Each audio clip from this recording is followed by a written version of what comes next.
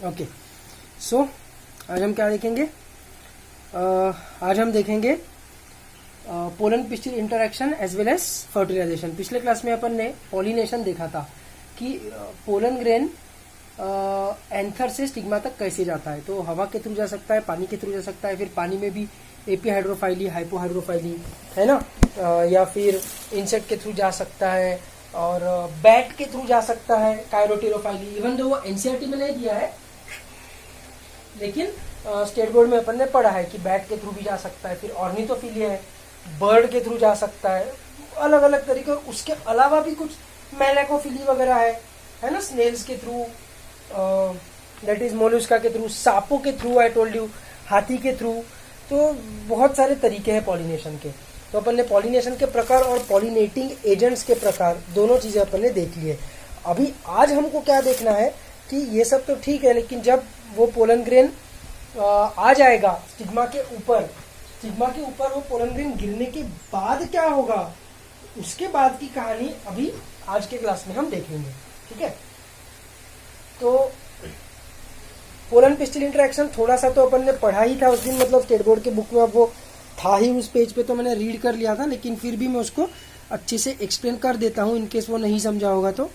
बाकी उसमें से ज्यादा कुछ मुश्किल तो है नहीं।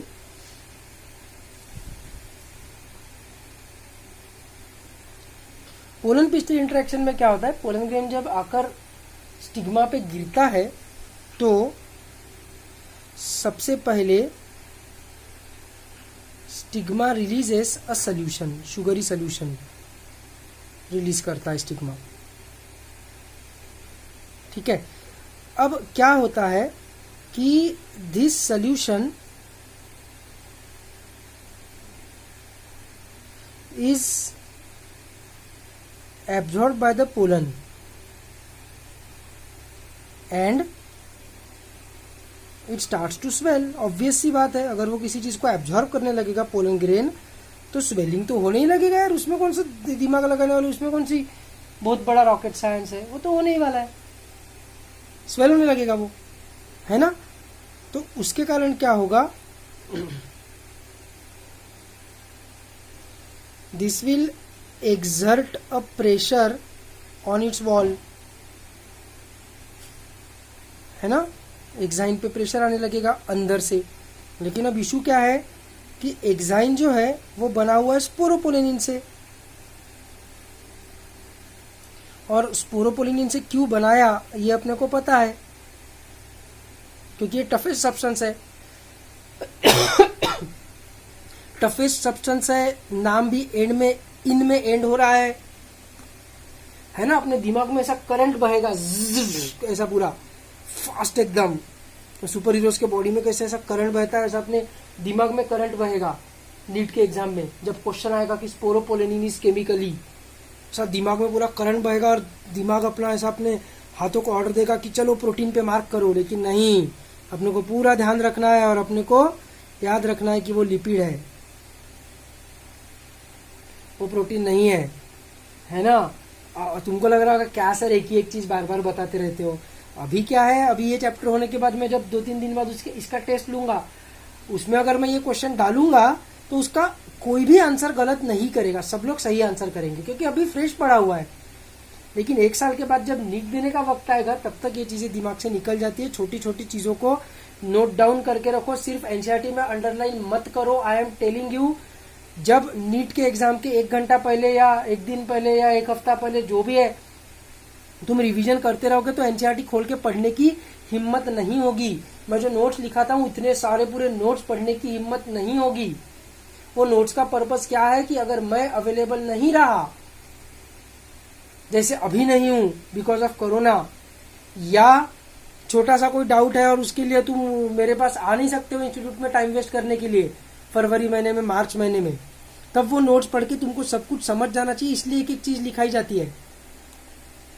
पर एग्जाम के पहले उतना पढ़ना पॉसिबल नहीं है। एग्जाम के पहले कोई भी शॉर्ट में रिवाइज करना चाहता है, फ्लो चार्ट्स पढ़ना चाहता है, पॉइंट्स, बस इंपॉर्टेंट पॉइंट्स पढ़ना चाहता है, और उतना ही पढ़ने की जरूरत भी पड़नी चाहिए। एग्जाम के पहले तुम बोलोगे मेरे को पूरी कंसेप्ट नहीं समझ में आ रही, ये Na+K+ पंप कैसे काम करता है मेरे को समझ में ही नहीं आ रहा है, नीट के 2 दिन पहले बोलोगे तो 2 दिन पहले कुछ उसमें करके फायदा भी नहीं है, उससे अच्छा छोड़ दो वो टॉपिक। फिर समझ में आ रहा है ना, उसमें वैसे भी वो नुकसान है, वैसे भी वो बेकार काम है, कंसेप्ट समझने की का जरूरत पड़नी भी नहीं चाहिए। सिर्फ सेलिएंट फीचर्स पढ़ने की जरूरत पड़नी चाहिए, और सेलिएंट फीचर्स का एक ही उपाय है, एनसीईआरटी खोल के उसका एक एक अंडरलाइन लाइन पढ़ना पॉसिबल नहीं है। आई एम टेलिंग यू, वो दिखता भी बहुत गंदा है और बहुत ज्यादा लोड वाली चीज लगती है कि बाप रे इतना सारा मैं कैसे पढ़ूंगा एक दिन में। वही अगर तुम एक लाइन छोड़ के अच्छे से पॉइंट्स बनाकर रखो, reproduction in plants, NCERT lines, ऐसा एक 100 पेज का रजिस्टर बना लेने का, 100 पेज का 11th स्टैंडर्ड के लिए, 100 पेज का 12th स्टैंडर्ड के लिए, या 200 पेज का टुगेदर।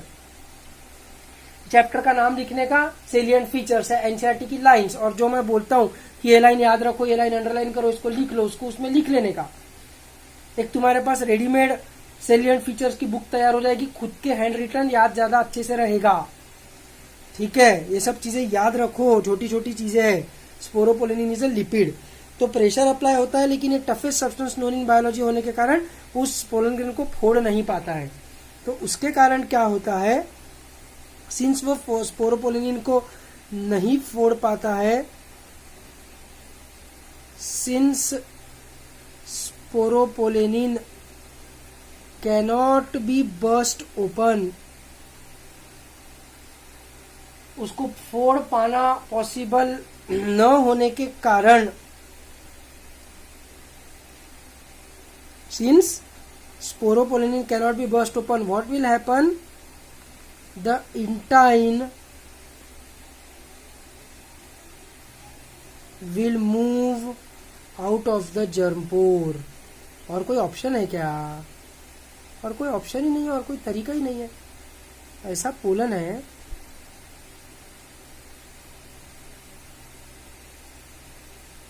ना, ऐसा पोलन है।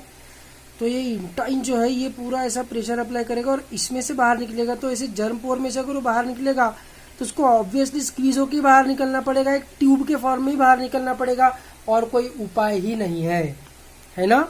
तो क्या होता है, thus the pollen tube emerges out of the germ pore। तो ट्यूब के फॉर्म में आता है, इसलिए इसको बोलते हैं पोलन ट्यूब। बराबर, ठीक है। इस पोलन ट्यूब में क्या रहेगा, तो pollen tube contains a vegetative cell obviously and 2 generative cells again obviously. क्योंकि वो पोलन ग्रेन 2 सेल के स्टेज में रिलीज हुआ हो या 3 सेल के स्टेज में रिलीज हुआ हो, डजेंट मैटर। 2 सेल के स्टेज में भी रिलीज हुआ होगा तो भी स्टिग्मा पे आके उसने माइटोसिस कंप्लीट करके 2 जर्म सेल्स तो तैयार कर ही लिए रहेंगे, है ना। उसमें तो कोई अपने को इशू ही नहीं है। तो इसमें अपने को कुछ मतलब डिबेट ही नहीं करना है बेसिकली कि सर कैसे क्या बोल रहे हो। तो 3 सेल्स उसमें रहने वाले हैं, एक vegetative cell and 2 generative cells, है ना। द वेजिटेटिव सेल, वो जो वेजिटेटिव सेल रहता है ये क्या करता है, guides the pollen tube, guides the pollen tube into the style.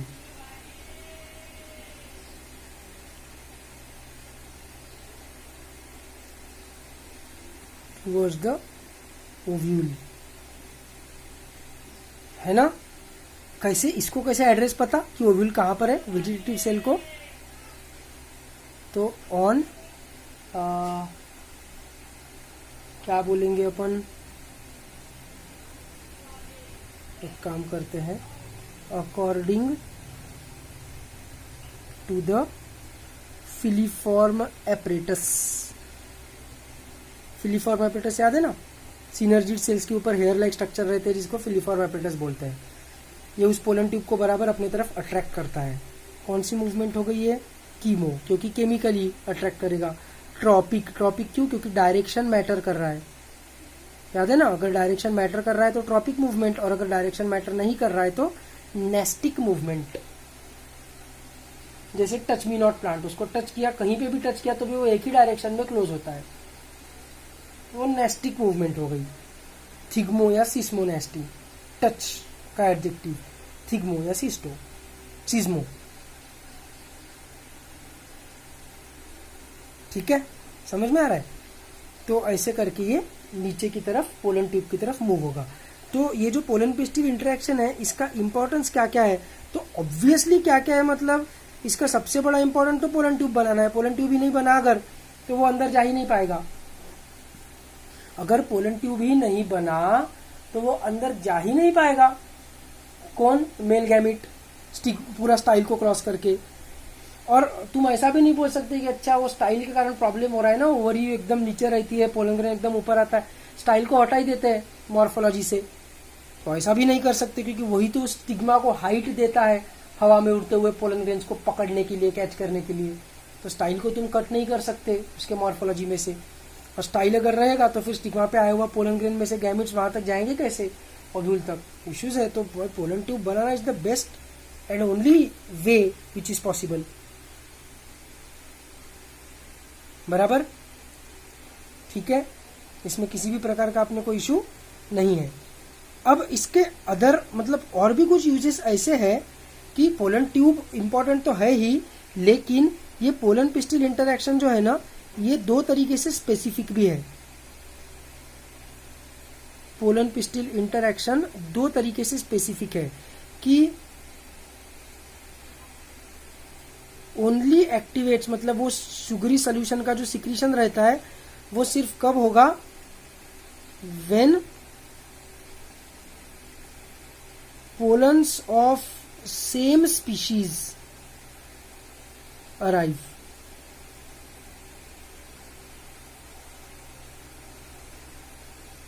ठीक है, स्पीशीज सेम रहनी चाहिए। ऐसा कि तुम टमाटो के प्लांट के स्टिग्मा के ऊपर, टमाटो प्लांट के फीमेल फ्लावर के स्टिग्मा के ऊपर मैंगो के पोलन ग्रेन्स डाल दोगे और पोलन ट्यूब बन के फिर मैंगो और टमाटो का फ्यूजन हो जाएगा? नहीं नहीं नहीं, ऐसा नहीं होगा। सेम स्पीशीज का पोलन ग्रेन रहना चाहिए। ठीक है, दूसरी बात, स्पीशीज सेम रहनी चाहिए, लेकिन वो पोलन खुद का नहीं रहना चाहिए। The pollen should not be self. याद है तुमको, ये अपन ने वो पढ़ा था कॉन्ट्रीवेंसेस फॉर क्रॉस पॉलिनेशन में। कॉन्ट्रीवेंसेस यानी तरीके कि क्रॉस पॉलिनेशन कंफर्म कि मैं क्रॉस पॉलिनेशन ही करूंगा, ऐसा कोई प्लांट कैसे करता है? तो वो नहीं क्या, यूनिसेक्सुअलिटी, फिर herkogamy that is physical barrier, dichogamy, याद है ना, अलग अलग तरीके। तो उसमें एक था वो सेल्फ इनकम्पैटिबिलिटी कि खुद का पोलन ग्रेन अगर आगे आके गिरता है तो वो जर्मिनेट ही नहीं हो पाता है, क्योंकि उसको शुगरी सोल्यूशन ही स्टिग्मा रिलीज नहीं करेगा उसके अराउंड, उस पर्टिकुलर पोलन ग्रेन के अराउंड। ठीक है, दूसरी बात, एक और चीज थी कि कभी कभी शुगरी सोल्यूशन रिलीज हो जाता है, लेकिन वो पोलन का जर्मिनेशन बहुत स्लो होता है as compare to the pollen grain from other organisms of the same species. Obviously species दूसरी नहीं होनी चाहिए, लेकिन स्पीशीज सेम है, लेकिन खुद का पोलन ग्रेन भी नहीं होना चाहिए, ताकि क्रॉस पॉलिनेशन ही कंफर्म होगा। तो इकोलॉजी में तो इसका यूज है ही, दिख ही रहा है अपने को। जेनेटिक्स में भी इसका यूज है ही, क्योंकि इसके कारण क्या होगा कि इन ब्रीडिंग नहीं होगा, मतलब नए नए कैरेक्टर्स आते रहेंगे पॉपुलेशन में, अलग अलग ऑर्गेनिजम्स के बीच में मेटिंग होते रहेगा, खुद का ही खुद के साथ मेटिंग नहीं होते रहेगा, सेल्फ पॉलिनेशन ही नहीं होते रहेगा। बराबर है ना, समझ में आ रहा है? तो ये दोनों तो चीजें है ही, लेकिन अगर तुम आर्टिफिशियली मतलब साइंटिस्ट लोगों के पॉइंट ऑफ व्यू से सोचोगे, फार्मर लोगों के पॉइंट ऑफ व्यू से बोलोगे, तो ये जो केमिस्ट्री है पोलन पिस्टिल इंटरैक्शन की, कि पोलन के ऊपर ऐसा कौन सा प्रोटीन या मॉलिक्यूल प्रेजेंट है जिससे स्टिग्मा को समझता है कि ये अपने स्पीशीज का है कि नहीं, अपना खुद का है कि नहीं, ये केमिकली होता होगा ना। तो केमिस्ट्री ऑफ पोलन ग्रेन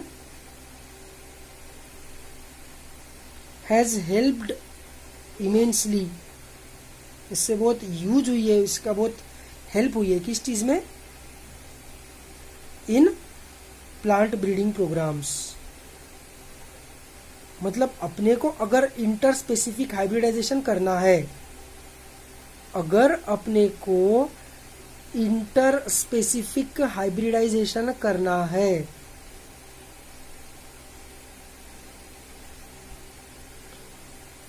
दो स्पीशीज के बीच में मेटिंग अपने को करवाना है तो वैसा हो नहीं सकता नेचुरली, लेकिन उसके केमिस्ट्री का स्टडी करके, उसके पोलन ग्रेन की केमिस्ट्री को चेंज करके, उसमें मॉडिफिकेशंस करके अलग स्पीशीज के प्लांट्स के भी बीच में मेटिंग करवाया जा सकता है। तो प्लांट ब्रीडिंग प्रोग्राम्स में इसका बहुत हेल्प हुआ है। ठीक है, तो यही सब अपन ने एनसीईआरटी में उस दिन, सॉरी, स्टेट बोर्ड में पढ़ा भी था। तो आई होप वो उसी दिन समझ ही गया होगा तुमको, मैक्सिमम नहीं भी समझा होगा तो भी आज तुमको क्लियर हो ही गया होगा। इसमें कुछ ज्यादा मुश्किल है नहीं, पोलन ट्यूब तो बन गई। अब सबसे इंपॉर्टेंट चीज आएगी, दैट इज फर्टिलाइजेशन। अभी ये ओव्यूल के पास पहुंचने के बाद ये पोलन ट्यूब क्या करती है, क्या होता है, लेट अस सी। तो होता ये है कि सबसे पहले pollen tube moves towards the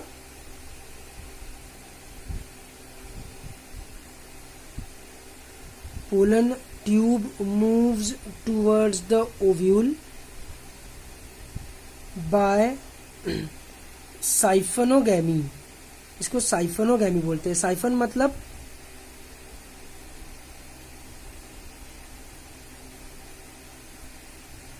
साइफनोगैमी, ठीक है। साइफन मतलब खींचना, साइफनिंग, वैक्यूम की मदद से खींचना। तो वैसा वो हॉलो स्टाइल में से वो पोलन ट्यूब पास हो रही है, इसलिए इसको साइफनोगैमी बोला जाता है। ठीक है, this is called as साइफनोगैमी।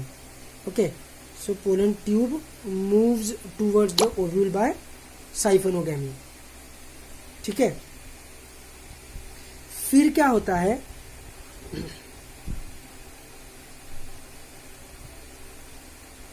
As the pollen tube reaches the ovule, it enters inside obviously through the micropyle. It obviously enters through the micropyle, है ना। माइक्रोपाइल एक गड्ढा है जिसमें वो आउटर इंटेग्यूमेंट और इनर इंटेग्यूमेंट ओव्यूल के अराउंड नहीं है, तो उसके थ्रू वो आराम से एंटर कर सकता है, बराबर है। तो एक गड्ढा है, पोर है, तो इसको बोलेंगे पोरोगैमी। मैक्सिमम एंजियोस्पर्म्स में ऑब्वियसली यही होगा, पर कुछ कुछ एंजियोस्पर्म्स में क्या होता है,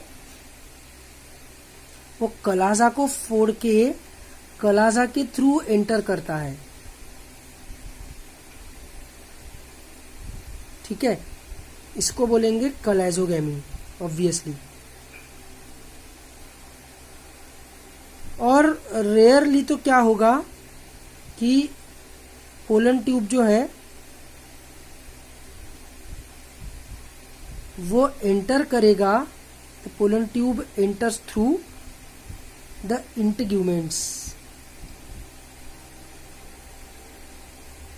ठीक है, इसको बोलेंगे मीजोगैमी, क्योंकि ना कलाजा ना माइक्रोपाइल दोनों के बीच में यानी मीजो, इसलिए इंटेग्यूमेंट के थ्रू अगर पास हुआ पोलन ट्यूब, मतलब अंदर घुसा इंटेग्यूमेंट्स को फोड़ के, तो उसको बोलेंगे मीजोगैमी। ठीक है, सिंपल चीज है ये, अभी तक फर्टिलाइजेशन हुआ नहीं है, टेंशन मत लो।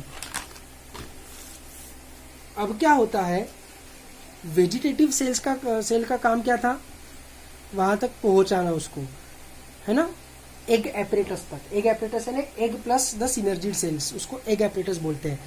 अब क्या होगा, the pollen tube enters the synergid cells. The pollen tube enters the synergid cells, absorbs water,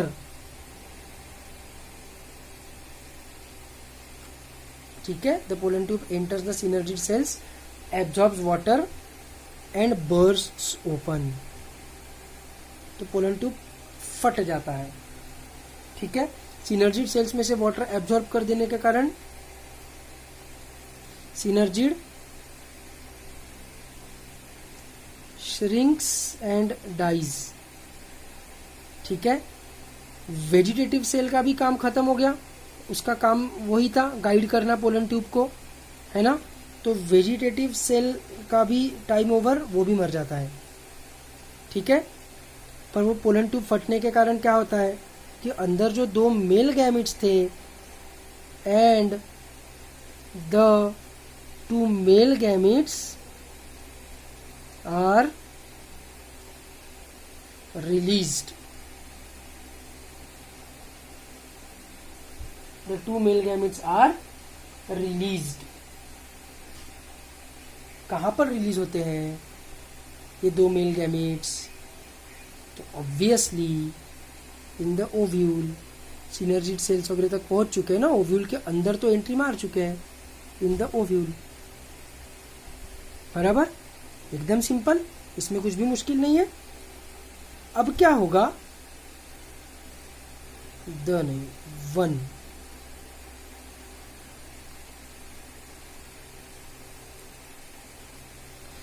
1 mail gamete fuses with the egg, ये तो मैंने पहले ही बता दिया था, टू फॉर्म जाइगोट, जाइगोट है ना। द अदर मेल गैमेट, क्योंकि 2 मेल गैमेट्स है, the other male gamete fuses with central cell, और सेंट्रल सेल के अंदर क्या है, central cell contains the polar nuclei. Zygote कैसा रहेगा, जाइगोट रहेगा 2n, ऑब्वियसली जाइगोट ऑब्वियसली रहेगा 2n, है ना। और ऊपर ये सेंट्रल सेल पोलर न्यूक्लियाई है, प्लूरल है, इसमें 2 हैप्लॉइड न्यूक्लियाई है, तो उसके साथ मेल गैमेट जब फ्यूज होगा तो क्या बनेगा, टू फॉर्म ट्रिप्लॉइड। ट्रिप्लॉइड मतलब 3n, primary endosperm nucleus, to form triploid primary endosperm nucleus. तो एक डिप्लॉइड जाइगोट तैयार हो गया और एक ट्रिप्लॉइड प्राइमरी एंडोस्पर्म न्यूक्लियस तैयार हो गया, ठीक है। तो जल्दी से एनसीईआरटी का रीडिंग कर लेते हैं, ठीक है, इतने पोर्शन का, फिर आगे बढ़ते हैं। Let me turn the page, yes. State board से तो पढ़ा था ही अपन ने पोलन पिस्टिल वगैरह, लेकिन इसमें से भी पढ़ लेते हैं, आउटब्रीडिंग डिवाइसेस भी पढ़ लेते हैं। आउटब्रीडिंग डिवाइसेस मतलब वही है कॉन्ट्रीवेंसेस फॉर क्रॉस पॉलिनेशन, जिसको स्टेट बोर्ड ने कॉन्ट्रीवेंसेस फॉर क्रॉस पॉलिनेशन बोला है, आउटब्रीडिंग करने के तरीके। Majority of flowering plants produce hermaphrodite, hermaphrodite मतलब bisexual flowers, and pollen grains are likely to come in contact with the stigma of the same flower. Continued self pollination results in inbreeding depression. Inbreeding depression वैसे genetics में आता है, लेकिन इसका सीधा सीधा मतलब है कि एक ही पॉपुलेशन में अगर मेटिंग होते रही, ठीक है, तो गड़बड़ियां आने लगती है जनरेशन में, physically and mentally weak offsprings. अब इसमें मेंटल का तो पॉसिबल नहीं है प्लांट्स में, लेकिन एनिमल्स की अगर बात करेंगे तो physically as well as mentally weak offsprings, कुछ गड़बड़ वाले ऑफस्प्रिंग, जेनेटिक डिजीज वाले ऑफस्प्रिंग्स पैदा होने लगते हैं, क्योंकि खराब जीन्स पास आने लगती है। एक ही पॉपुलेशन में, एक ही जीन पूल में, उसी में मीटिंग होते रहा, एक ही फैमिली में अगर मीटिंग होते रहा, जैसे रॉयल फैमिली का रहता था पहले, कि इंग्लैंड के रॉयल फैमिली वाले की शादी जर्मनी के रॉयल फैमिली वाले से होंगी, फ्रांस के रॉयल फैमिली वाले से होंगी, लेकिन होगी तो रॉयल फैमिली वाले से ही।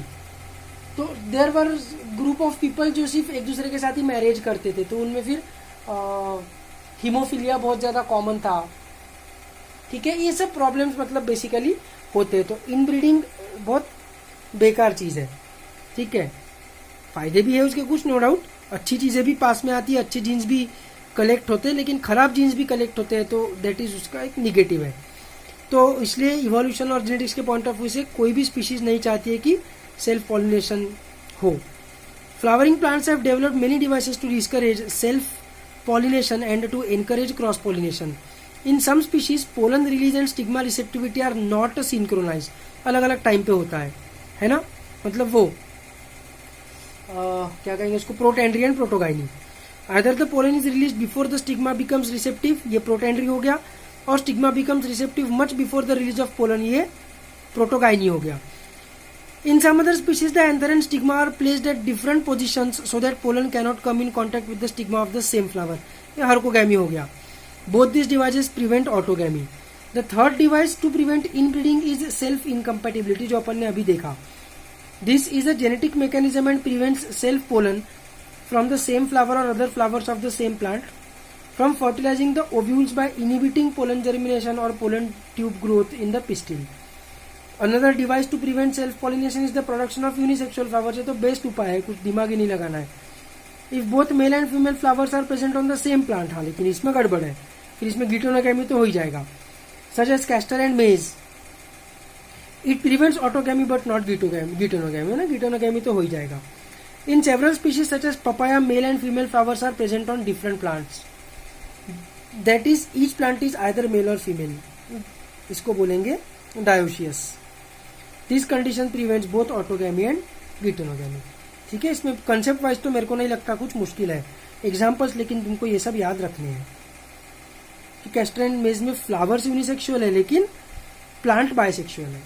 मतलब एक फ्लावर एक तो मेल रहेगा नहीं तो फीमेल रहेगा, लेकिन एक ही प्लांट पे दोनों टाइप के फ्लावर जरूर रहेंगे कैस्टर एंड मेज में. तो ऑटोगैमी तो प्रिवेंट हो जाएगा लेकिन गिटोनोगैमी प्रिवेंट नहीं होगा. तो क्या फायदा है फिर जेनेटिक्स एंड इवोल्यूशन के पॉइंट ऑफ व्यू से? इनब्रीडिंग डिप्रेशन तो होगा ही, है ना. Pollen pistil interaction. Pollination does not guarantee the transfer of the right type of pollen, that is compatible pollen of the same species as the stigma. Often, pollen of the wrong type, either from other species or from the same plant, if it is self-incompatible, also land on the stigma. The pistil has the ability to recognize the pollen whether it is of the right type, that is compatible, और of the wrong type, that is incompatible. दूसरे species का रहा तो भी incompatible, अपने ही species का है लेकिन अपना ही है. तो स्पीशीज भी अपनी है और ऑर्गेनिज्म भी अपन ही है तो भी इनकम्पेटेबल है, नहीं तो फिर इनब्रीडिंग हो जाएगा. It is if it is of the right type, the pistil accept the pollen and promotes post pollination events that leads to fertilisation. If the pollen is of the wrong type, the pistil rejects the pollen by preventing pollen germination on the stigma or the pollen tube growth in the style. The ability of the pistil to recognize the pollen followed by its acceptance or rejection is the result of a continuous dialogue between pollen grain and the pistil. अब dialogue है ना, क्या बात करेंगे क्या एक दूसरे से? Of course not. Chemical interaction की बात चल रही है. This dialogue is mediated, ये लोग अगली लाइन है. This dialogue is mediated by chemical components of the pollen interacting with those of the pistil. It is only in recent years that botanists have been able to identify some of the pollen and pistil components and the interactions leading to the recognition, followed by acceptance or rejection. As mentioned earlier, following compatible pollination, the pollen grain germinates on the stigma to produce a pollen tube through one of the germ pores. Figure 2.12a. यह है figure point 12. इसका ए वाला diagram मतलब ये. ठीक है, इसका description है pollen grain germinating on the stigma. ठीक है. The contents of the pollen grain move into the pollen tube. Pollen tube grows through the tissues of the stigma and style and reaches the ovary. Figure 2.12 B और C. यह है figure point 12 का B वाला diagram. ठीक है, this is pollen tubes growing through the style. और यह है लॉन्जिट्यूडिनल सेक्शन ऑफ फ्लावर या pistil showing path of pollen tube growth, है ना. तो देखो बहुत सारे पोलन ग्रेन्स ने पोलन ट्यूब बनाई है, लेकिन ये शायद उसके खुद के ही पोलन ग्रेन्स होंगे तो उनकी डेवलपमेंट स्लो हुई. लेकिन ये सेम स्पीशीज का लेकिन दूसरे ऑर्गेनिज्म का पोलन ट्यूब है, इसकी ग्रोथ सबसे ज़्यादा हुई. तो ये पूरा स्टाइल को क्रॉस करके ये माइक्रोपाइल से अंदर घुसा पोरोगैमी एगैपेटरस के पास. फिर सिनर्जिड में से पानी को एब्जॉर्ब करेगा, बर्स्ट हो जाएगा. ठीक है. You would recall that in some plants pollen grains are shed at two-celled condition, that is a vegetative cell and a generative चाहिए यहाँ पर generative cell. In such plants, the generative cell divides and forms the two male gametes during the growth of pollen tube in the stigma. Underline करेंगे. मैं हमेशा बोलता हूँ कि stigma पे गिरने के बाद वो माइटोसिस करेगा, which is okay. लेकिन इसमें एनसीईआरटी ने और ज्यादा स्पेसिफिकली दिया है कि during the growth of pollen tube in the stigma. ठीक है, in plants which shed pollen in the 3-celled condition, pollen tubes carry the 2 male gametes from the beginning. Obviously पहले ही उसने एंथर से निकलने से पहले ही माइटोसिस कर लिया है, पहले से उसके पास 2 मेल गैमेट्स है। एनीवेज कोई भी कंडीशन रहो अपने को उससे फर्क नहीं पड़ता। Pollen tube after reaching the ovary enters the ovule through the micropyle and then enters one of the synergids through the filiform apparatus, figure 2.12 D and E. Figure 2.12 D, ये देखो, ये फिलिफॉर्म एपरेटस के through ये घुस रहा है synergid में और डी वाले में। ठीक है, enlarged view of an egg apparatus showing entry of pollen tube into synergid। और ई क्या है? discharge of male gametes into a synergid and the movements of the sperms, one into the egg and the other into the central cell। ये pollen tube फट गया, एक sperm इसका egg की तरफ गया और दूसरा स्पर्म इसका पोलर न्यूक्लियाई की तरफ गया। ये इधर एग करके इसको लेबल किया हुआ है, egg nucleus.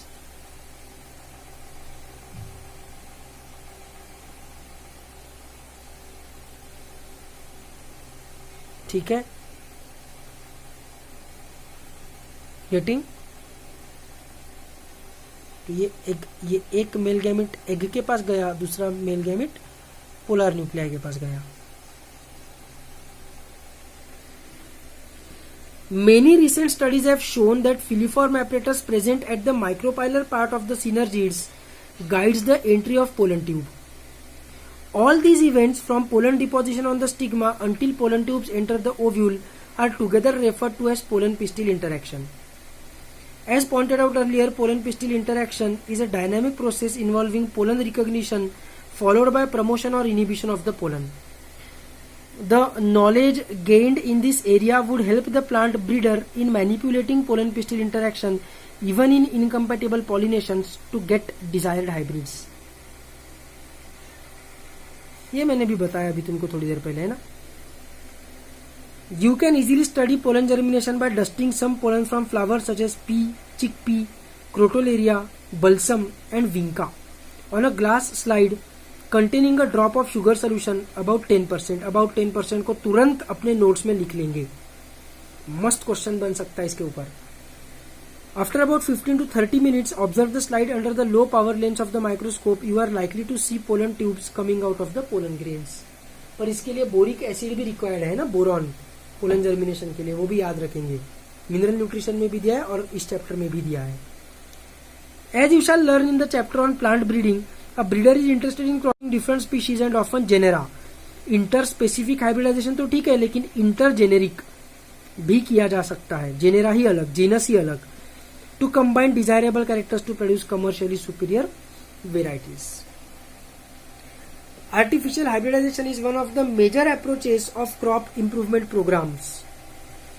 In such crossing experiments, it is important to make sure that only the desired pollen grains are used for pollination and the stigma is protected from contamination from unwanted pollen। This is achieved by emasculation। emasculation यानी अगर bisexual plant है तो bisexual species है, अगर bisexual flower की, तो अब दोनों मेल की तरह बिहेव कर सकते हैं, दोनों फीमेल की तरह बिहेव कर सकते हैं, दोनों प्लांट्स। तो किसी एक प्लांट को वो आर्टिफिशियल ब्रीडर, वो जो ब्रीडर है वो डिसाइड कर लेगा कि प्लांट ए को मैं मेल कंसिडर करूंगा, प्लांट बी को मैं फीमेल कंसिडर करूंगा। तो वो क्या करेगा, बी वाला जो प्लांट है उसका स्टेमेन रिमूव कर देगा पहले ही। उससे क्या होगा कि उसके खुद के एंथर गायब हो जाएंगे, तो उसके खुद के पोलन ग्रेन उसके खुद के स्टिग्मा पे गिर ही नहीं सकते, क्योंकि एंथर और फिलामेंट से जो स्टेमेन बनता है वो स्टेमेन ही उसने रिमूव कर दिया पहले ही, है ना। तो मैस्कुलाइन, मैस्कुलाइन मतलब मेल, तो मैस्कुलाइन पोर्शन को रिमूव कर दिया मतलब इमैस्कुलेशन कर दिया फीमेल फ्लावर में। बराबर है, समझ में आ रहा है? और जिस फ्लावर को उसने मेल बनाया है, जिस प्लांट को उसने मेल कंसिडर किया है, उस प्लांट के फ्लावर्स में से स्टाइल स्टिग्मा ओवरी निकालने की उसको जरूरत नहीं है, क्योंकि उसके पोलन ग्रेन उसी के स्टिग्मा स्टाइल ओवरी पे गिर भी गए तो भी क्या फर्क पड़ रहा है। उससे जो जाइगोट बनने वाला है उसका वो स्टडी भी नहीं करने वाला। जिस प्लांट को उसने फीमेल कंसिडर किया है उसमें जो जाइगोट बनेगा उससे उसको मतलब रहने वाला है। तो मेल प्लांट में वो ई फेमिनाइजेशन नहीं करेगा, वो सिर्फ फीमेल प्लांट से इमैस्कुलेशन कर देगा, ठीक है। और फिर जिस प्लांट को मेल कंसिडर किया है उसके पोलन ग्रेन्स निकालकर जिस प्लांट को उसने फीमेल करके ट्रीट करने का डिसाइड किया है उसके स्टिग्मा पे स्प्रेड करेगा, स्टिग्मा पे स्प्रेड करेगा तो पोलन ट्यूब तैयार होगा। और खुद का पोलन ग्रेन उसका उसके खुद के स्टिग्मा पे गिरने का चांस ही नहीं, क्योंकि खुद के पोलन ग्रेन को उसने खुद के स्टेमन को उसने पहले ही रिमूव कर दिया है इमैस्कुलेशन से। और फिर वो डालने के बाद उसको पॉलीथीन बैग से कवर कर देगा ताकि दूसरे किसी फ्लावर के पोलन ग्रेन उसके ऊपर आकर ना गिरे। उसको बोलते हैं इमैस्कुलेशन एंड बैगिंग, ठीक है। If the female parent bears bisexual flowers, removal of anthers from the flower bud before the anther dehisces using a pair of forceps is necessary. This step is referred to as emasculation. ये कौन सी चीज में करेगा वो?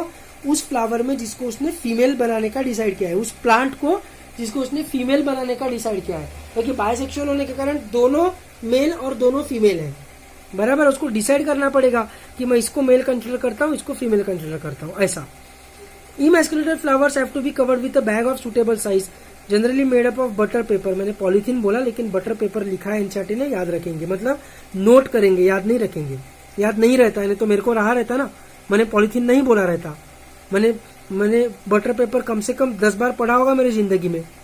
हर साल हर batch में मैं reading करता हूँ एनसीईआरटी की, तुमको पता है, पर नहीं रहा ना मेरे को बटर पेपर ध्यान। अब भी देखा ना तुमने, 10 सेकंड पहले मैंने पॉलीथीन बोला ना। इतनी छोटी छोटी चीजें नहीं रहती है यार, याद एक एक साल बाद भूल जाता है आदमी, ट्रस्ट मी। ये सब चीजों को नोट डाउन करके रखो, क्वेश्चंस बन सकते हैं इसके ऊपर, ठीक है। Butter paper to prevent contamination of its stigma with unwanted pollen, this process is called bagging. When the stigma of bagged flower attains receptivity, mature pollen grains collected from anthers of the male parent are dusted on the stigma and the flowers are rebagged and the fruits are allowed to develop. If the female parent produces unisexual flowers, there is no need for emasculation. है ना, एक male flower एक female flower ऐसा naturally है तो फिर तो tension ही नहीं है, पर अगर बायसेक्सुअल फ्लावर होगा तो इमैस्कुलेशन करना पड़ेगा। The female flower buds are bagged before the flowers open. When the stigma becomes receptive, मतलब mature, pollination is carried out using the desired pollen and the flower is rebagged. Simple है बहुत।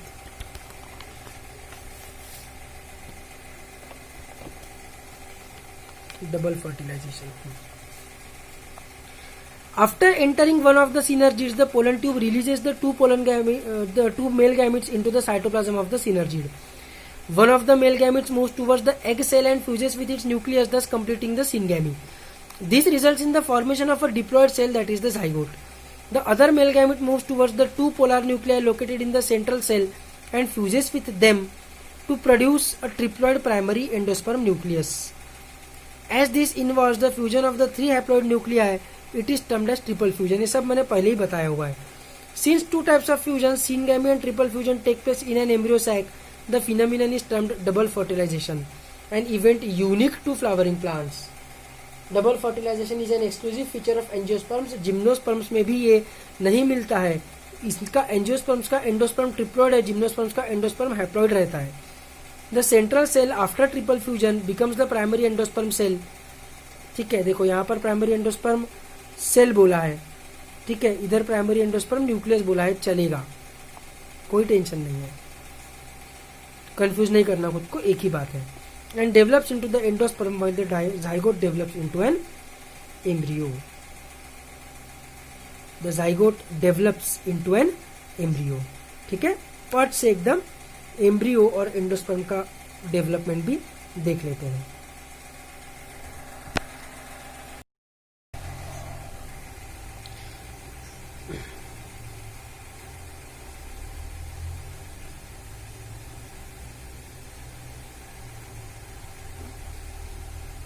सबसे पहली चीज development में ध्यान में रखनी है अपने को कि एंडोस्पर्म डेवलपमेंट प्रीसीड मतलब पहले होता है एम्ब्रियो डेवलपमेंट के। एंडोस्पर्म डेवलपमेंट एम्ब्रियो डेवलपमेंट के पहले होता है, क्योंकि एंडोस्पर्म का काम क्या है, ग्रोइंग एम्ब्रियो को न्यूट्रिशन प्रोवाइड करना। कोई भी क्या करेगा, पहले मतलब ऑब्वियस बात है ना, पहले न्यूट्रिशन का बंदोबस्त करके रखने का, फिर एम्ब्रियो को डेवलप होने बोलने का, है ना। ऑब्वियस है, कॉमन सेंस की बात है, ठीक है।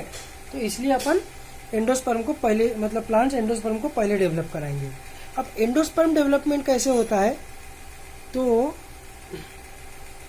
एंडोस्पर्म डेवलपमेंट 3 टाइप्स का है, ठीक है।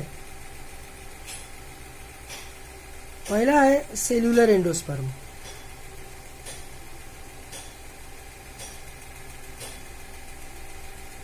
इसमें क्या होगा, एंडोस्पर्म की सेल्स डिवाइड होगी, मतलब प्राइमरी एंडोस्पर्म सेल या primary endosperm nucleus divides and all the daughter cells that are formed, जितने भी डॉटर सेल्स बनेंगे, ठीक है, will immediately be covered with a cell wall।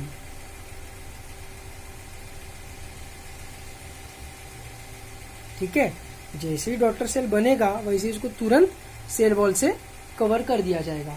तो each and every cell will be separate entity, है ना। Endosperm will be made up of different cells, इसलिए cellular endosperm. Simple, इसमें क्या है दिमाग लगाने लायक, एकदम ही सिंपल है।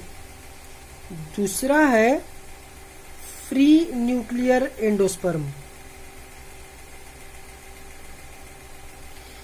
इसमें क्या होता है, cell wall is not formed immediately after mitosis.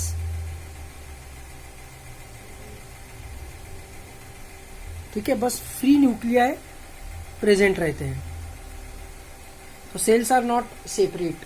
ठीक है, उसमें भी क्या होता है, a large central vacuole forms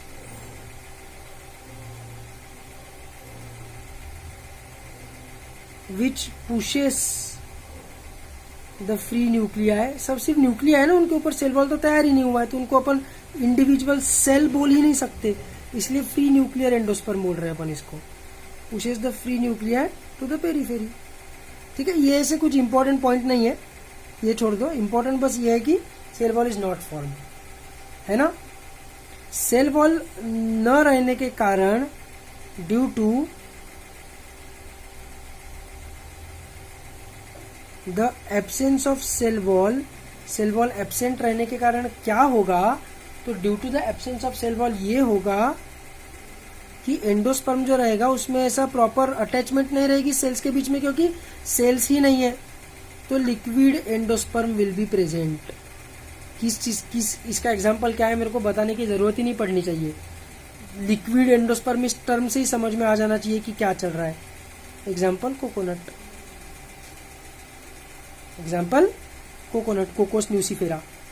ठीक है, अच्छा इसका ये मतलब नहीं है फ्री न्यूक्लियर एंडोस्पर्म का कि इसमें सेल वॉल तैयार रिच नहीं होगा, ऐसा नहीं है। सेल वॉल तैयार होगा ना, क्यों नहीं तैयार होगा, लेकिन सेल वॉल जो है वो लास्ट में तैयार होता है एकदम।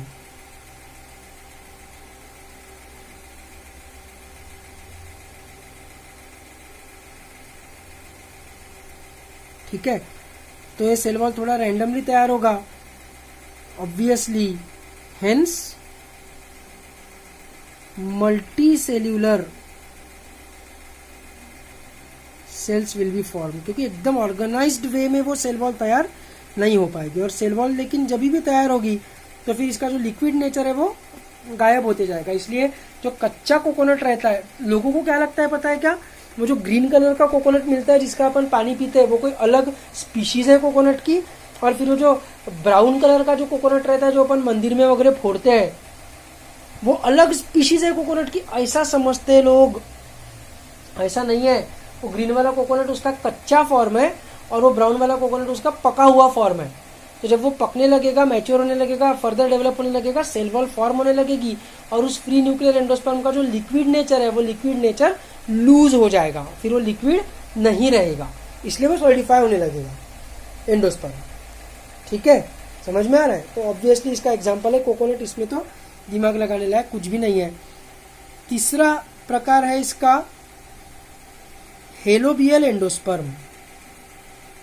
ठीक है, ये इसको हेलोबियल एंडोस्पर्म इसलिए बोलते हैं क्योंकि ये मिलता है हेलोबिएसी नाम की फैमिली में।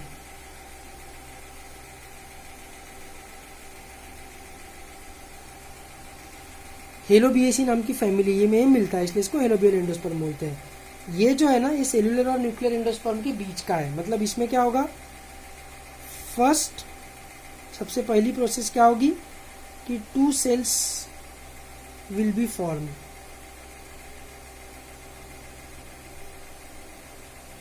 विथ सेल वॉल्स, मतलब प्राइमरी एंडोस्पर्म सेल डिवाइड करके एंडोस्पर्म में 2 सेल्स बना लेगा। अनइक्वल डिवीजन होता है, एक बड़ा सेल रहता है, एक छोटा सेल रहता है। ठीक है, लेकिन जो भी है सेल वॉल इसका तैयार हो गया, सेल वॉल प्रेजेंट हो गया। तो ये सेल्यूलर प्रकार हो गया कि नहीं, कि सेल डिवीजन हुआ और तुरंत सेल वॉल तैयार हो गया, तो ये सेल्यूलर टाइप हो गया कि नहीं, है ना? ये सेल्यूलर समान हो गया, बराबर है। पर अब क्या होता है, but these 2 cells further divide in the free nuclear fashion. ये 2 सेल्स तो सेल्यूलर तरीके से तैयार हो गई, लेकिन ये फर्दर मल्टीप्लाई होगी फ्री न्यूक्लियर तरीके से। तो इसमें सेल्यूलर का भी प्रकार आ गया और फ्री न्यूक्लियर का भी प्रकार आया, इसलिए इसका अपन ने इसको दोनों के अलावा एक नाम दे दिया है, दैट इज हेलोबियल एंडोस्पर्म, क्योंकि हेलोबिएसी फैमिली में मिलता है। तो ये ना सेल्यूलर है ना न्यूक्लियर है, इसमें दोनों के कैरेक्टरिस्टिक्स है, ऐसा। ठीक है, सिंपल एकदम। और उसके बाद देखो, मैंने टाइप्स तो 3 ही बताए, क्योंकि एक्चुअल में सेल डिवीजन के हिसाब से 3 ही टाइप है, लेकिन एक स्पेशल प्रकार है, ये इंपॉर्टेंट के लिए स्टार नहीं बना रहा हूँ, स्पेशल है करके स्टार बना रहा हूँ, उसको बोलते हैं मोजेक एंडोस्पर्म। ठीक है, मोजेक यानी क्या रहता है, पैटर्न, जैसे अपनी बेडशीट या पर्दा है ना, या पिलो कवर, ये सब चीजों पे कैसा एक पर्टिकुलर डिजाइन रहता है जो रिपीट रिपीट रिपीट रिपीट होते जाता है, उसको बोलते हैं मोजेक। ठीक है, तो इसमें क्या रहता है, इसको मोजेक एंडोस्पर्म इसलिए बोलते हैं क्योंकि endosperm with different colours is formed. उस एंडोस्पर्म में अलग अलग कलर्स दिखते हैं अपने को, इधर थोड़ा अलग कलर, इधर थोड़ा अलग कलर, ऐसा। तो मोजेक पैटर्न बनता है, इसलिए इसको मोजेक एंडोस्पर्म बोलते हैं। ये मिलता है मेज में। इसके अलावा एक स्टोनी एंडोस्पर्म वगैरह भी रहता है जो बीटल नट में मिलता है, सुपारी में, स्टोनी। ठीक है, तो वो सब और भी स्पेशल टाइप है, उतना डिटेल में अपन नहीं जाएंगे, ये क्योंकि स्टेट बोर्ड में दिया हुआ है। एनसीईआरटी ने तो ये भी नहीं दिया है सेल्यूलर फ्री न्यूक्लियर वगैरह, पर स्टेट बोर्ड ने ये भी दिया हुआ है, इसलिए अपन ने यहाँ तक पढ़ लिया है, तो ठीक है, okay, no problem at all. तो ये तो हो गया एंडोस्पर्म का डेवलपमेंट। अभी एंडोस्पर्म का डेवलपमेंट होने के बाद एम्ब्रियो का डेवलपमेंट होगा।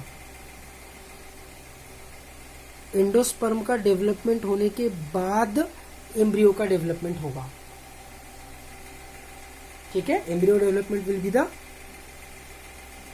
मतलब succeeding part. Embryo endosperm development precede और एम्ब्रियो डेवलपमेंट सक्सीड्स।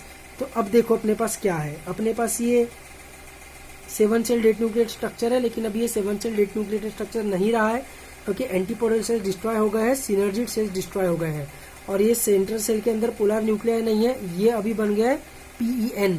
लेकिन PEN ने भी मल्टीप्लाई होके हेलोबियल बनाना होगा तो हेलोबियल, सेल्यूलर बनाना होगा तो सेल्यूलर, न्यूक्लियर बनाना होगा तो न्यूक्लियर, जो भी है, लेकिन उसने एंडोस्पर्म तैयार कर लिया है। तो इधर एंडोस्पर्म है, और इस रीजन में इधर माइक्रोपाइल की तरफ क्या है, माइक्रोपाइल की तरफ है जाइगोट। अभी तक जाइगोट ने डेवलपमेंट करके एम्ब्रियो बनाना चालू नहीं किया है। ठीक है, अब इसको मैं जूम करता हूं इतने रीजन को, तो क्या होगा, ये जो सेल है, ये सेल ये जो जाइगोट का सेल है, ये जाइगोट का सेल क्या करता है, मल्टीप्लाई हो जाता है इनटू 2 सेल्स। ऊपर वाले सेल को बोलेंगे अपाइकल सेल, नीचे वाले सेल को बोलेंगे suspensor cell. Apical cell is also the embryonal cell, क्योंकि ये वो सेल है जिसके डिसेंडेंट्स एक्चुअल एम्ब्रियो बनाएंगे। मेरा सस्पेंसर सेल जो है, this is also called as basal cell obviously, क्योंकि ये नीचे है, ये एक सस्पेंसर नाम की चीज बनाएगा। इसका एक्चुअल एम्ब्रियो में रूट और शूट में कोई रोल नहीं रहेगा। जैसे अपने बॉडी में भी रहता है ना ह्यूमन बींग्स में, प्लेसेंटा जब हम पैदा होते हैं तो अम्बिलिकल कॉर्ड प्लेसेंटा को पूरा डॉक्टर निकाल के फेंक देता है। अडल्टहुड में वो सब चीजें अपने पास नहीं रहती, वो एक्स्ट्रा एम्ब्रियोनल टिश्यूज है। वैसे सस्पेंसर भी एक्स्ट्रा एम्ब्रियोनल टिश्यू है, ठीक है। अब ये सस्पेंसर सेल क्या करेगा, तो ये सस्पेंसर सेल अभी मल्टीप्लाई करके अपने गाड़ी का सस्पेंसर रहता है ना, वैसा सस्पेंसर नाम की चीज बनाएगा, स्प्रिंग लाइक स्ट्रक्चर, ठीक है। और ये जो अपाइकल सेल है, एम्ब्रियोनल सेल है, ये मल्टीप्लाई कर करके एक स्पेरिकल चीज बनाएगा, स्पेरिकल स्ट्रक्चर बनाएगा। अब ऑब्वियसली 2 डायमेंशनल किताब है मेरे, तो 2 डायमेंशनल किताब में मैं स्पेयर का डायग्राम नहीं बना सकता, तो मैंने बनाया सर्क्यूलर है, ठीक है।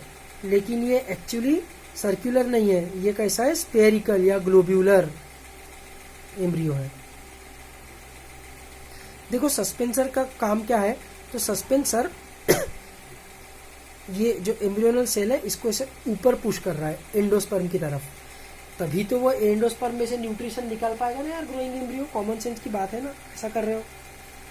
तो सस्पेंसर का एक्चुअल एम्ब्रियो में रोल नहीं है, लेकिन एंडोस्पर्म की तरफ धक्का देने में, पुश करने में उसका रोल है, इसलिए सस्पेंसर रहता है, ठीक है। फिर ये जो ग्लोब्यूलर एम्ब्रियो है ये फर्दर ग्रो हो जाएगा। अब मैं सस्पेंसर नहीं बनाता हूँ, सस्पेंसर वहां पर है। ये इसमें क्या होगा, ऐसे यहां पर क्लीवेज होगा, क्लीवेज, ठीक है। ये जो ग्लोब्यूलर एम्ब्रियो है इट अंडरगोज स्लाइट क्लीवेज, और क्लीवेज होने के कारण क्या हो जाएगा कि ये जो ग्लोब्यूलर एम्ब्रियो है ये ग्लोब्यूलर न रहते हुए ऐसा ऐसा क्लीवेज हो जाएगा, इसमें बीच में ऐसा क्लीव यानी गड्ढा तैयार हो जाएगा। और ये जो ग्लोब्यूलर एम्ब्रियो है, चलो बना ही देता हूं सस्पेंसर, तुम्हारा भरोसा भी नहीं है मेरे को वैसे भी। ये क्या हो जाएगा, ये हो जाएगा हार्ट शेप्ड एम्ब्रियो, ठीक है, समझ में आ रहा है। अब ये हार्ट शेप्ड एम्ब्रियो जो रहेगा, इसमें ये जो क्लीवेज है ये क्लीवेज डीप होते जाएगा, क्लीवेज यानी फरो या गड्ढा, है ना, सेल डिवीजन में बोलते हैं ना अपन सेल क्लीवेज, वैसा ये डीप होते जाएगा। और ये जो एम्ब्रियो है ये ऐसा बन जाएगा, है ना, ये ऐसा डीप होते जाएगा और इधर ग्रोथ होते जाएगी, इधर सस्पेंसर एज इट इज, बराबर है। इसको बोलेंगे हॉर्स शू शेप्ड एम्ब्रियो, ठीक है। और इसके बाद क्या होगा, इसके बाद ये जो पोर्शन है ये और फर्दर डिवाइड होगा,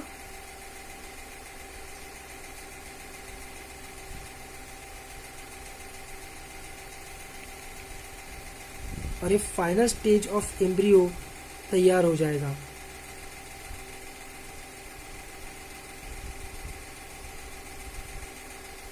ये फाइनल स्टेज ऑफ एम्ब्रियो तैयार हो जाएगा, ठीक है। ये जो पोर्शन है, अच्छा इस तरफ माइक्रोपाइल है, हाँ इस तरफ माइक्रोपाइल है, ये माइक्रोपाइलर रीजन है और ये कलाजल रीजन है।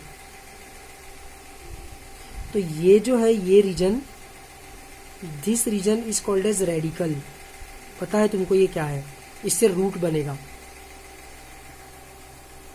ठीक है। और ये जो रीजन है this is called as the plumule, ये क्या है तो ये भी तुमको पता है, इससे शूट बनेगा। और ये जो दो है ये दो है कॉटिलिडॉन्स। क्या सिंपल है, ठीक है। लेकिन ये डायग्राम देख के अपने को कुछ भी समझ में नहीं आता है। एनसीईआरटी में ये डायग्राम दिया है इसलिए मैंने दिया। एक्चुअली इन्होंने क्या किया ना, एम्ब्रियो को ऐसा कट किया है और कट करके दिखा रहे हैं। अपने को पूरा एम्ब्रियो देखना है तो अपन क्या करते हैं, अपन एक थोड़ा सा ढंग का डायग्राम देखते हैं। ये चने की सीड है, सपोज चने की,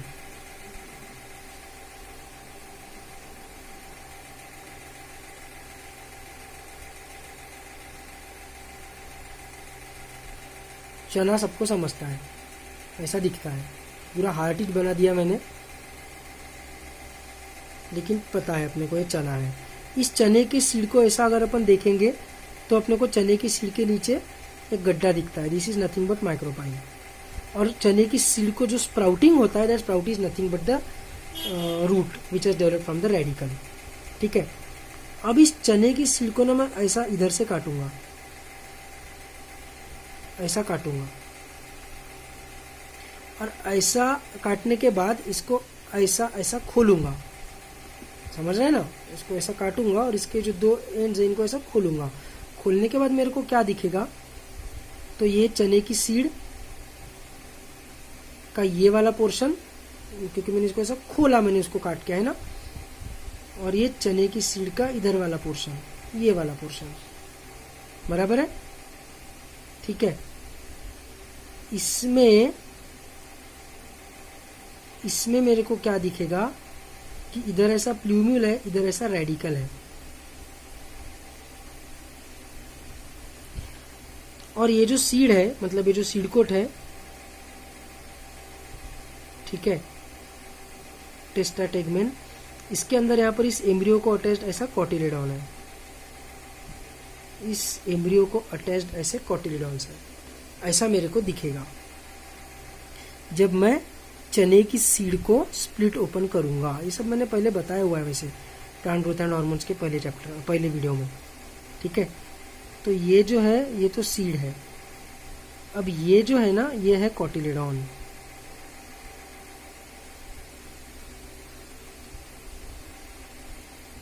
ये प्लूम्यूल, इधर ये टिप, और ये रेडिकल,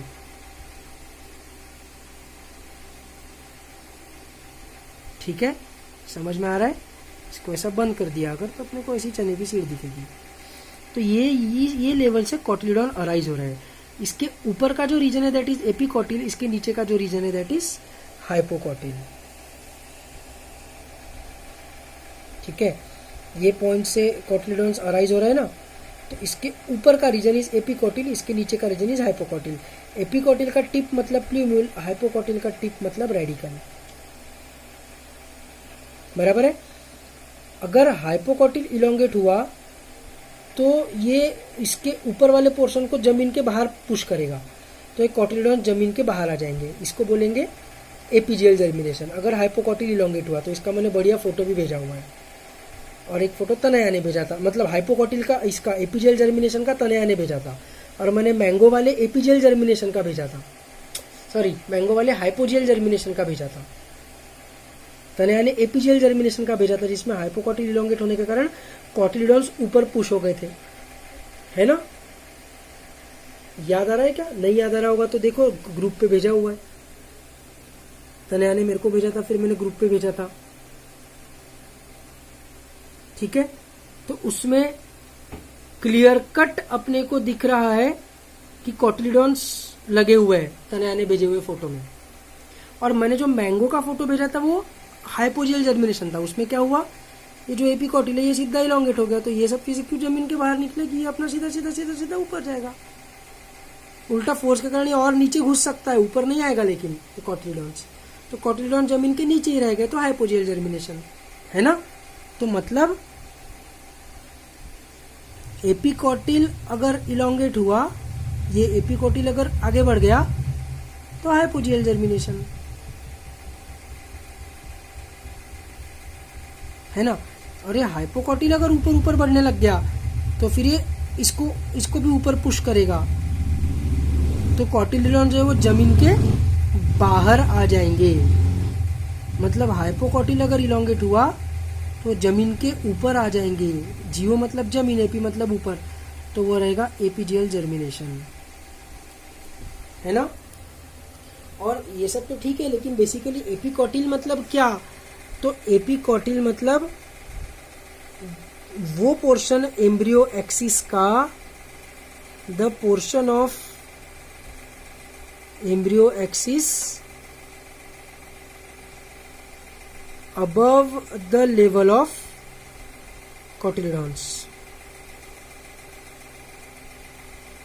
ये जो cotyledons है, दो cotyledons सीड के अंदर, इसकी ये लेवल है, इसके ऊपर का रीजन एपिकोटिल, इसके नीचे का रीजन हाइपोकोटिल, है ना। हाइपोकोटिल क्या है? The portion of embryo axis below the level of cotyledons। The portion of embryo axis below the level of cotyledon। ठीक है, सिंपल चीज है। एम्ब्रियो एक्सिस के लिए एक कूल टर्म भी है, दैट इज टिगेलम। एम्ब्रियो एक्सिस को टिगेलम भी बोलते हैं, ठीक है। और ये जो अपन ने डायग्राम बनाया, इस डायग्राम में ऑब्वियसली दो कोटिलिडॉन्स दिख रहे हैं अपने को, इसमें भी अपने को दो कोटिलिडॉन्स दिख रहे हैं, बिल्कुल। फैबेसी है ना, फैबेसी मतलब डायकॉट है, मतलब अपन ने सब डायकॉट्स का ही देखा है ना।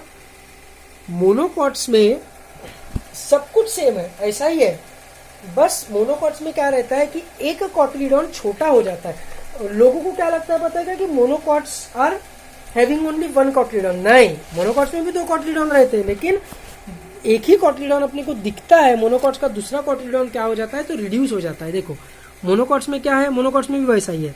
ये शूट एपेक्स है मतलब प्लूम्यूल, ये रूट एपेक्स है मतलब रेडिकल, सेम है। Root apex sorry shoot apex मतलब प्लूम्यूल का जो कवरिंग है, P for plumule, P for tile, coleoptile, coleo मतलब कवरिंग, तो प्लूम्यूल का covering is coleoptile, P for plumule, P for tile.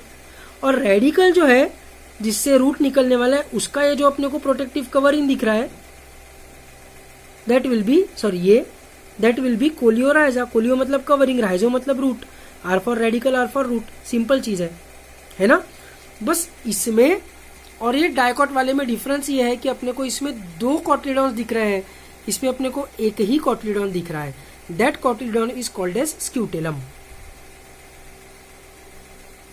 लेकिन ध्यान रहे कि इसमें एक ही कोटिलिडॉन है ऐसा नहीं है, दूसरा कोटिलिडॉन भी अपने को दिख रहा है, बस दूसरा कोटिलिडॉन क्या है?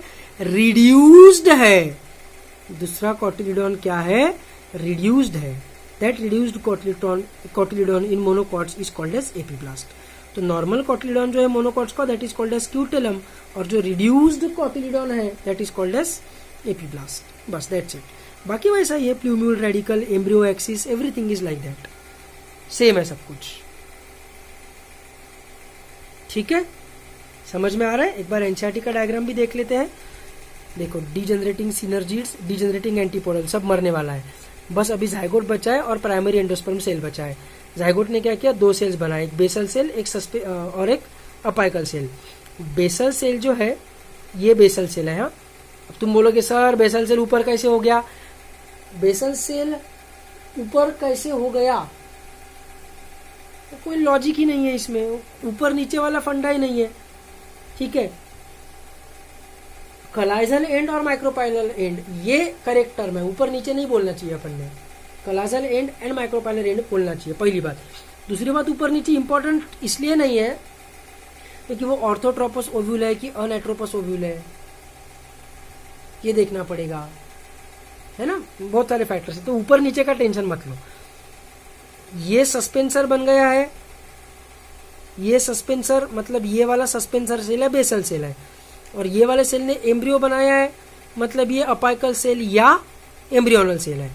इसने बनाया सस्पेंसर और इसने पहले बनाया ग्लोब्यूलर एम्ब्रियो, फिर ग्लोब्यूलर एम्ब्रियो में क्लीवेज होके बना हार्ट शेप्ड एम्ब्रियो। सस्पेंसर देखो एज इट इज है ना। फिर हार्ट शेप्ड एम्ब्रियो, फर्दर इन्होंने horse shoe shaped embryo cut कर दिया है, फर्दर डेवलप हो गए, बन गए 2 कॉटिलिडॉन्स। ये नीचे वाला पोर्शन है रेडिकल, ये ऊपर वाला पोर्शन ये पोर्शन देखो, ये जो लाइन है ये पूरी ऐसे यहाँ तक जा रही है, ये पोर्शन इज द प्लूम्यूल। यहाँ से शूट बनेगा, यहाँ से रूट निकलेगा, सिंपल। क्या इजी है, कुछ भी मुश्किल इसमें नहीं है ना। ये देखो ऐसा, ये 2 कॉटिलिडॉन्स है। अब इसने इन्होंने इसी डायग्राम को इन्होंने ऐसा घुमा दिया तो ये दिख रहा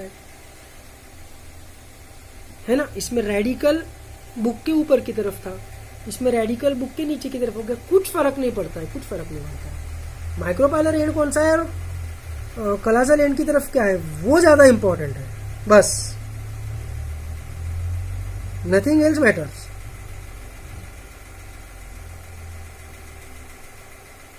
ठीक है, समझ में आ रहा है। तो इसका भी रीडिंग करना है अपने को, एंडोस्पर्मा और एम्ब्रियो का भी, नो डाउट। लेकिन आज का क्लास काफी लंबा हो गया, ऊपर से तुम्हारी टेस्ट भी है, इसलिए मैं इसको कट करता हूँ अभी यहीं पर। रीडिंग अपन नेक्स्ट क्लास में देखेंगे और आगे वाला देखेंगे। विदाउट फर्दर अडू मैं फटाफट रुक जाता हूँ, ज़्यादा टाइम पास नहीं करता हूँ। ठीक है, तो bid you farewell, good bye.